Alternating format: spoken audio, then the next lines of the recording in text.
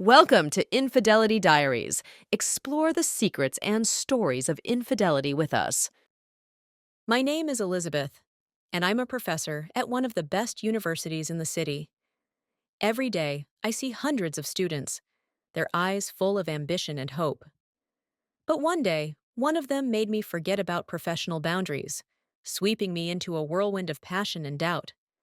This story isn't about pride and downfall, but about the complex and sometimes tangled emotions that can arise between two people, even if society condemns them. Will my life be destroyed, or will I find a new meaning? Join me on this emotional journey. I remember that day like it was yesterday. It was sunny and hot, and the air was thick with the tension of a new semester beginning. I was standing at the board, preparing for my first lecture. When the doors of the auditorium swung open, I felt a familiar excitement. I loved my job. Every new student was like a blank page to me. Today, my classroom was filled with noise and hustle. Students were taking their seats, whispering, flipping through their notebooks. I was used to this buzz, but suddenly, something new caught my attention. At the back of the auditorium stood a young man, his figure standing out from the rest. He was tall, with short chestnut hair and deep brown eyes that held a mix of confidence and a hint of defiance. He took a seat in the last row, never taking his eyes off me. "My name is Elizabeth Harper," I began my lecture, trying to ignore his intense gaze. "I'm your literature professor." My lecture went on without any significant events, but every time I looked up, I caught his gaze. He was listening intently, jotting something down in his notebook, and I could feel the tension between us growing. I tried to ignore it, to focus on my work, but his presence was too palpable. After the lecture, I gathered my things and headed for the door. But as soon as I stepped out of the auditorium, I heard his voice. "Professor Harper!" I turned around and saw him standing in the corridor. His gaze was direct and determined. "Can I ask you a few questions about today's lecture?" he asked, stepping closer. "Of course," I replied, trying to hide the slight tremor in my voice. "What's your name?" "Jason," he answered, extending his hand. "Jason Reeves." I shook his hand, feeling the warmth of his skin. Jason's questions were smart and thoughtful, and I felt that this student was different from the others. His interest in literature was genuine, and that intrigued me. We talked for a few minutes, and I felt an invisible connection forming between us. "Thank you, Professor," he said as our conversation came to an end. "I found it very interesting." "You're welcome, Jason. If you have any more questions, don't hesitate to ask." When he left, I stood in the corridor, feeling a strange excitement. I knew I shouldn't allow myself to have such feelings towards a student, but his presence, his interest, his eyes, all of it made me feel alive. That evening, I couldn't get Jason out of my mind. His image haunted me, and I felt my heart race at the thought of him. I knew it was wrong, that I should focus on my work, on my husband, but something inside me was drawn to this young man. The next day, when I walked into the auditorium, I saw him again. Jason was sitting in the same spot, and his gaze was once again fixed on me. I tried to concentrate on the lecture, but his presence was too palpable. We spoke again after the lecture, and I felt the tension between us growing stronger. The first week passed like this. Every day, I saw him, and each time our conversations became more personal. Jason asked questions not only about literature, but about my life, my interests. I felt an invisible connection growing between us, one that was impossible to ignore. At the end of the week, Jason invited me for coffee. I knew it was wrong, that I shouldn't agree, but my heart told me otherwise. I agreed, and that decision changed my entire life. When I agreed to meet Jason for coffee, I knew it could be the start of something dangerous. But in that moment, when his eyes met mine, all my caution vanished. We chose a small, cozy cafe near the university where we could hide from prying eyes. The interior of the cafe was done in a retro style, with wooden tables and soft leather couches.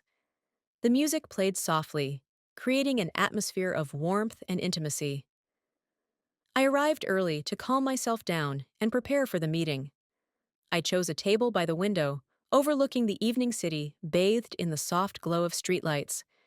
Inside me, two emotions were at war, one of judgment and the other of breathless anticipation. When Jason walked into the cafe, I felt my heart skip a beat. He was dressed in dark blue jeans and a light gray shirt, his hair slightly tousled, with a light smile playing on his face. He made his way to my table, and I noticed a few girls at nearby tables glancing at him with interest. Jason was attractive, and that was impossible to deny.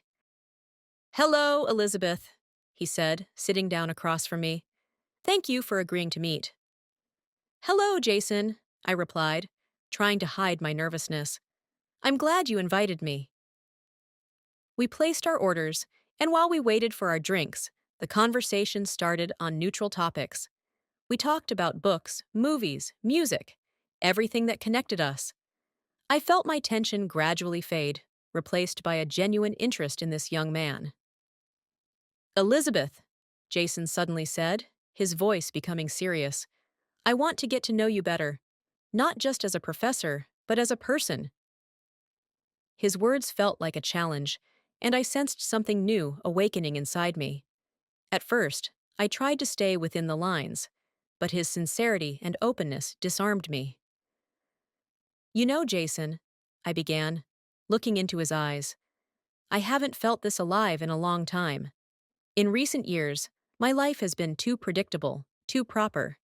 And you've brought back a feeling I thought I'd lost." Jason reached out and touched my hand. The gesture was simple, but there was so much warmth and understanding in it that I couldn't help but respond. Our hands clasped, and I felt a spark pass between us. "Elizabeth," he said softly, "I feel the same way. You're more to me than just a professor. I want to be close to you, to know you better." At that moment, I realized I could no longer deny my feelings. I knew it was dangerous, that it could ruin my career and my life, but I couldn't turn away from what I was feeling. Our coffee arrived, and we continued talking, but now there was something more between us. We spoke about our dreams, fears, and hopes. Jason turned out to be surprisingly mature for his age, and his words touched me more deeply than I had expected. As the cafe began to close, we stepped outside. The night was warm and starry, and I felt a special atmosphere forming around us. We walked down the street, unhurriedly, enjoying the silence and each other's company. "Elizabeth," Jason suddenly said, stopping and turning to me. "May I kiss you?" His question was unexpected, but I knew the answer had been living in my heart for a long time. I nodded, and he gently embraced me, pulling me close. Our lips met, and in that moment, the world ceased to exist. I felt his warmth seeping into me, his arms holding me tightly, his lips tenderly touching mine. The kiss was long and passionate, full of emotions we had held back for so long. When we finally pulled apart, I saw the same feeling in his eyes that I felt in my heart. "Jason," I whispered, "I don't know what lies ahead, but I can't deny my feelings any longer." "Elizabeth," he replied, his voice full of confidence, "I'm willing to take that risk for you. I want to be with you, no matter what." We stood under the cover of night, surrounded by stars and silence, and I realized that I had made a choice that would change my life. This moment marked the beginning of our story, filled with passion, pain, and happiness. And though I didn't know how it would end, I was ready to move forward, following my heart. The next few weeks were a whirlwind of emotions and events for me. Jason and I began meeting regularly, but we tried to be careful so that no one would suspect our feelings. Within the university walls, we remained professor and student, maintaining distance and professionalism. But every time we were alone, the rest of the world disappeared, leaving only the two of us. One evening, after classes had ended, Jason suggested meeting in a nearby park. It was late, and I knew my husband Michael would be working late. Michael was a lawyer and often stayed at the office, which gave me time for our secret meetings. Deep down, I felt pangs of guilt, but I couldn't resist what Jason gave me, a sense of youth and freedom that I had long lost. The park was almost empty, with only a few couples strolling along the paths. The sky was dotted with stars, and a gentle breeze softly caressed my skin. We found a secluded spot under an old oak tree, its branches spreading out as if to protect us from prying eyes. "You look beautiful," Jason said, gently holding my hand. "Every time I see you, my heart skips a beat." I smiled, feeling his words fill me with warmth. We sat on a bench, and I felt his arm wrap around my waist. We talked about many things: books that had impressed us, our plans for the future, our dreams. Jason listened attentively, his eyes glowing with interest and tenderness. "You know, Elizabeth," he said after a pause, "I never thought I could fall in love with someone so deeply. You've changed my entire life." I felt tears welling up in my eyes. His words were like a balm for my wounds. It had been a long time since I had heard such sincere confessions. "Jason," I began, looking into his eyes, "you've changed my life too. You've made me feel alive again. But we have to be careful. If anyone finds out—" "I know," he interrupted me, gently touching my lips with his finger. "But I'm willing to take that risk for us. I want to be with you, no matter what." His words were full of determination, and I felt my heart swell with love. In that moment, I realized I could no longer hide my feelings. We kissed, and that kiss was filled with passion and promises. His hands gently slid down my back, and I felt the whole world disappear around us. "Let's dance," Jason suddenly suggested, smiling. "Here?" I asked, surprised, but I saw the resolve in his eyes. "Yes, right here, under the stars. You'll be my only partner in this dance." I laughed, feeling my anxiety melt away into joy. We stood up, and he embraced me tightly. We began to slowly sway to an invisible rhythm, and I felt his body move in sync with mine. It was our own world, where there were no rules or judgments. Every movement, every touch was like magic. I felt his hands glide down my back, his lips brush against my ear, whispering tender words. Our dance was full of passion and tenderness, and I realized I had never felt so happy. When we finally stopped, I looked into his eyes and saw the reflection of my own feelings. We stood there under the stars, wrapped in each other's arms, and I knew I was ready to make any sacrifice for this love. "Elizabeth," he said, gently touching my face, "I want this moment to last forever." "So do I, Jason," I whispered. "But we have to be careful. We need to find a way to be together without destroying our lives." "I know," he replied, his voice full of determination. "And I will find that way. We will make it through this." We spent the rest of the evening walking through the park, enjoying each other's company. Every moment with Jason was precious to me. I knew there would be challenges ahead, but I was ready to face them. For the sake of this love, for the feeling that had brought me back to life. When I returned home, Michael was already asleep. I quietly entered the bedroom, trying not to wake him. Lying in the darkness, I thought about Jason, about our meetings, about our plans. I knew the path I had chosen would be difficult, but I was ready to walk it to the end. For love, for life, for us. This story was just beginning, and I didn't know how it would end. But in that moment, lying in the darkness, I felt that I had found what I had been searching for my entire life: love, passion, and meaning, and I was ready to fight for it, no matter what. A few weeks had passed since our midnight dance in the park, and I could feel my feelings for Jason growing stronger. I knew our meetings were dangerous, but I couldn't stop. Every moment spent with him was pure happiness for me. One evening, Michael came home with the news that he was going on a business trip for a few days. A spark of joy ignited inside me. though I tried to hide my true feelings. This was a chance to spend time with Jason without the fear of being caught. As soon as Michael left, I immediately texted Jason, inviting him over for dinner at my house. He responded instantly, his words filled with joy and eagerness. I spent the entire day in anticipation of our evening, preparing dinner and choosing an outfit. I picked out my best short skirt and a white blouse that accentuated my curves. I wanted to look perfect for him.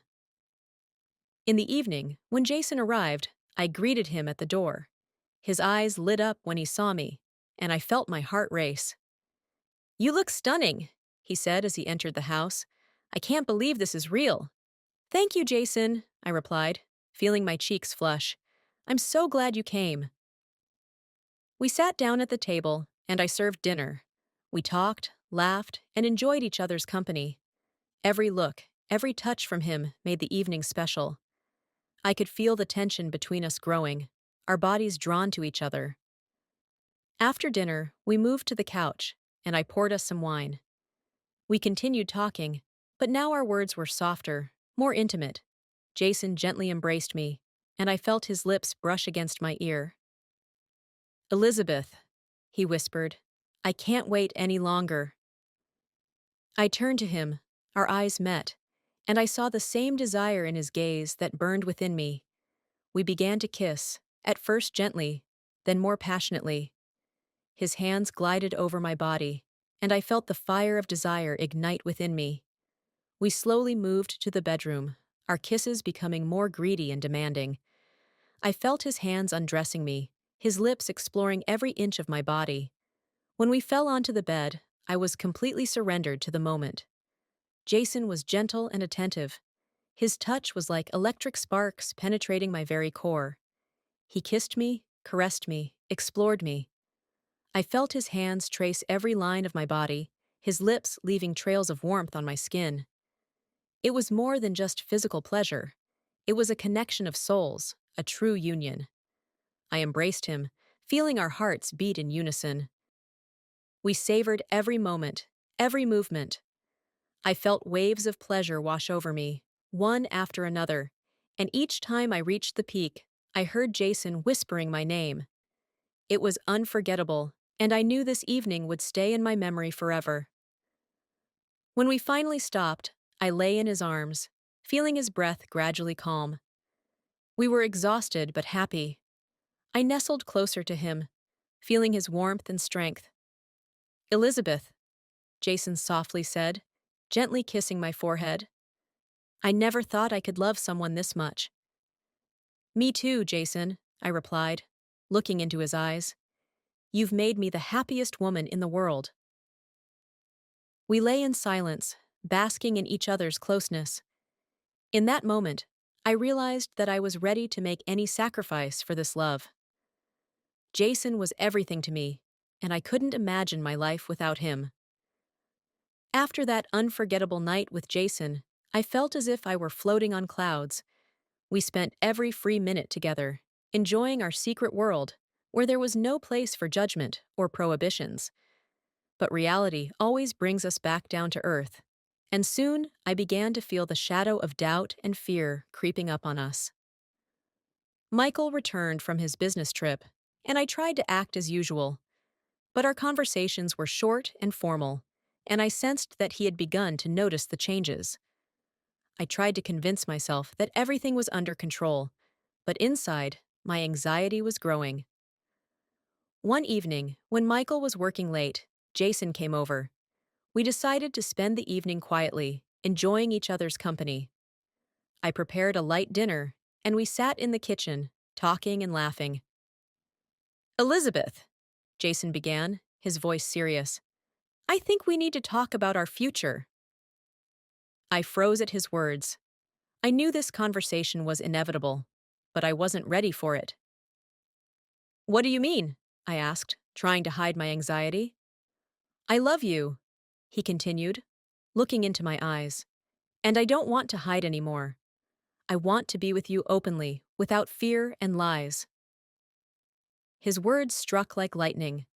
I knew he was right, but the thought of destroying my family was unbearable. Jason, I love you too, I replied, feeling tears well up in my eyes. But I'm scared. I'm scared of what will happen if all this comes out. Elizabeth, his voice softened, I understand your fear. But we can't live in this fear forever. We deserve to be happy. I knew he was right, but the decision wasn't easy.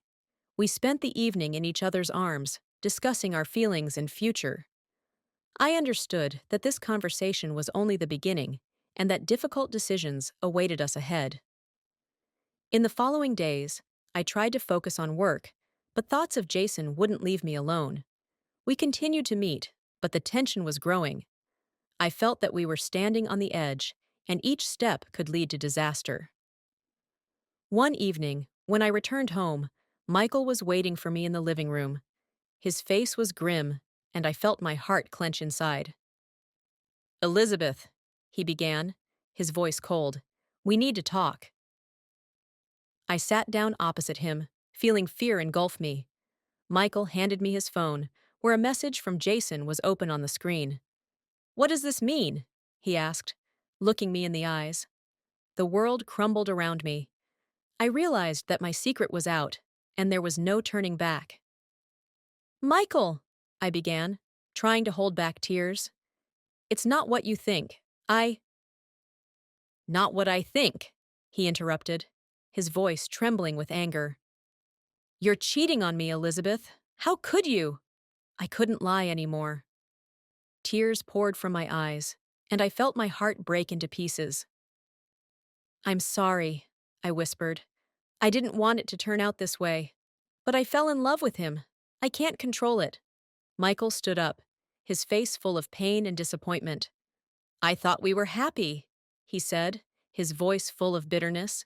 How could you betray me like this? I'm sorry, Michael, I repeated, feeling the tears choke me. I never wanted to hurt you.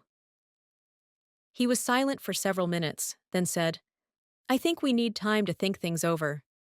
I'll leave for a few days to give you a chance to figure out your feelings. With those words, he left the house, leaving me alone in silence and darkness. I fell to my knees, feeling the world around me collapse. Jason was right. We can't live in fear and lies forever. But now that everything was out, I didn't know what to do. In the following days, I avoided Jason, trying to understand my feelings and make a decision. I knew I couldn't hide the truth anymore, but I couldn't bring myself to take a step that would destroy my family. I felt lost and alone, not knowing what lay ahead. The days after my conversation with Michael dragged on painfully long. I tried to gather my thoughts, to figure out what to do next, but inside me, there was chaos. Michael had left, and his absence was both a relief and a source of pain for me. I avoided Jason, not knowing how to explain the situation to him. One morning, as I was sitting in the kitchen, contemplating the future, there was a knock at the door. I opened it, and there stood Michael. His face was serious, but his eyes held no anger, only deep sadness. Elizabeth, we need to talk, he said as he entered the house. I nodded and invited him to the kitchen. We sat down at the table, and I felt my heart clench with anticipation. I've thought a lot, Michael began, his voice calm but firm. And I've come to the conclusion that I can't forgive you for the affair. Michael's words sounded like a sentence. I felt tears welling up in my eyes, but I tried to hold them back. Michael, I began, but he raised his hand, stopping me. Please let me finish, he said. I understand that you've fallen in love with Jason, and maybe that feeling is stronger than what we have for each other. But I can't live with the fact that you've betrayed our trust. So I've decided to file for divorce. I sat in silence, feeling the world around me crumble. Michael's words were like a knife to the heart, but I knew he was right. I had betrayed him, and now we both had to pay the price. I understand, I whispered, feeling tears stream down my cheeks. I'm so sorry it turned out this way. Michael nodded, his face sad but resolute. "I've already spoken to a lawyer," he said. "We can settle the divorce peacefully without any scandals. I want you to know that despite everything, I'll always remember our happy moments." Those words were the final blow for me. I knew I had lost him forever. Michael stood up and headed for the door, leaving me alone in the silence and darkness. After he left, I sat in the kitchen for a long time, trying to process what had happened. The divorce was inevitable, and I knew I had to accept it. But inside me was a void that nothing could fill. In the following days, I finalized the divorce papers and handed them to Michael. He was calm and professional, and I knew he had made his decision final. We agreed to part peacefully, without unnecessary scandals or disputes. But every time I saw him, my heart broke with pain. When all the formalities were settled, I finally decided to meet with Jason. I invited him over, and he arrived, full of concern and anxiety. We sat in the living room, and I told him everything that had happened. "Jason," I began, looking into his eyes, "Michael has filed for divorce. I'm free, but I don't know what to do next. My life is in ruins." Jason took my hand, his eyes filled with sympathy and determination. "Elizabeth," he said gently, "I know this is hard for you right now, but I'm here for you. I love you, and I'm ready to help you get through this." His words were like balm to my wounds. I felt hope ignite within me. We embraced, and I realized that despite all the trials, our love had survived. In the following weeks, Jason and I began to rebuild our lives. We spent a lot of time together, discussing our plans and dreams. I knew that new challenges awaited us, but I was confident that together, we could overcome all obstacles. My divorce from Michael was a painful lesson, but it also gave me the opportunity to start a new life. With Jason, I felt alive and happy, and I knew that our love was worth all the sacrifices. Several months had passed since my divorce from Michael was finalized. These months were filled with both challenging moments and joyful discoveries. I gradually adapted to my new life, learning to be independent and finding new sources of strength and inspiration.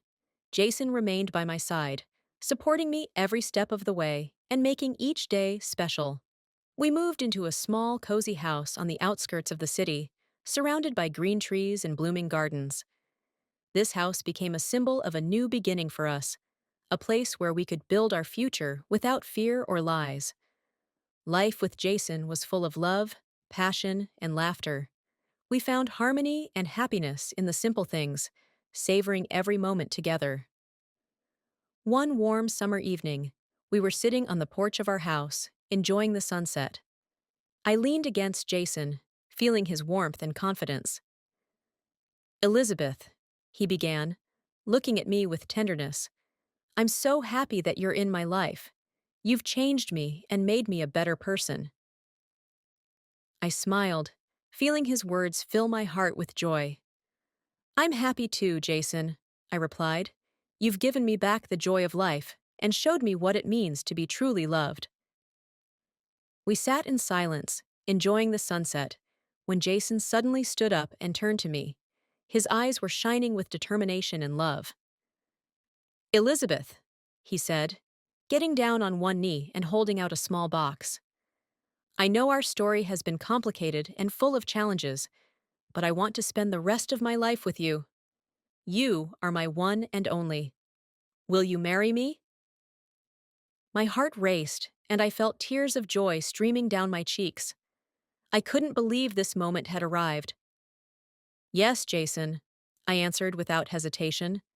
"I will marry you." He slipped the ring onto my finger, and we embraced, feeling our future become a reality. This moment was the beginning of a new chapter for us, full of hope and dreams. Our wedding plans were simple and intimate. We decided to hold the ceremony by a lakeside surrounded by forest. This landscape symbolized the peace and beauty we had found in our love. On the day of the wedding, as I walked down the aisle, my heart was filled with happiness and gratitude. Jason waited for me by the lake, his eyes glowing with love and joy. The ceremony was simple and touching. We exchanged vows, promising to love and support each other through all of life's trials. When Jason placed the ring on my finger, I felt the world around me become brighter and warmer. After the ceremony, we hosted a small reception for our friends and loved ones. The evening was filled with laughter, music, and dancing. I danced with Jason under the stars, feeling his arms holding me tightly, and I realized that our love was stronger than any obstacles. As the evening came to a close, we headed to our new home, where a romantic candlelit dinner awaited us. We sat at the table, enjoying each other's company, and talked about our future. I felt our bond grow stronger and knew that we could overcome any challenges together. The next day, we left for our honeymoon, choosing a secluded spot on the coast where we could enjoy each other and nature. Those days were full of joy and tranquility. We walked along the beach, swam in the ocean, watched sunsets and sunrises, cherishing every moment together. When we returned home, I felt ready for new challenges and adventures. Jason and I began to build our life, filled with love, trust, and support. We decided that we would be open to everything new and ready to face any difficulties together. Our life wasn't perfect, and we encountered problems and trials, but our love and mutual support helped us overcome all obstacles. Jason became not only my husband, but also my best friend, with whom I could share all my thoughts and dreams. Several years passed, and our love only grew stronger. We continued to enjoy every moment together, discovering new horizons and opportunities. I felt that our union was blessed and knew that many more happy moments awaited us in the future.